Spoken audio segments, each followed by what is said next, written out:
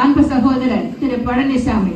புரட்சி தலைவர் எம்ஜிஆர் அவர்களின் மறைவிற்கு பின்னர் கழகம் இரண்டாக பிளவுபட்ட போது எனது தலைமையை ஏற்று சேவல் சின்னத்தில் போட்டியிட்டு எடப்பாடி சட்டமன்ற தொகுதியிலிருந்து 1989ஆம் ஆண்டு தமிழ்நாடு சட்டமன்ற பேரவைக்கு தேர்ந்தெடுக்கப்பட்டவர் அன்பு சகோதரர் திரு பழனிசாமி.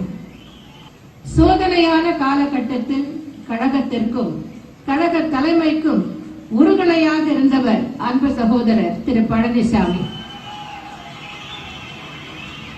1996ஆம் ஆண்டு தேர்தலில் தோல்விக்கு பின்னர் கட்சியை உடைக்க ஒரு சில துரோகிகள் முயன்ற போது கழக தொண்டர்களின் வீடுகளுக்கு சென்று கட்சி கட்டுப்பாட்டை காப்பாற்ற வேண்டும் என்றும் கட்சி தலைமைக்கு உறுதுணையாக இருக்க வேண்டும் என்றும் வீடு வீடாக சென்று எடுத்து கூறியவர் அன்பு சகோதரர் திரு பழனிசாமி அவர்கள்.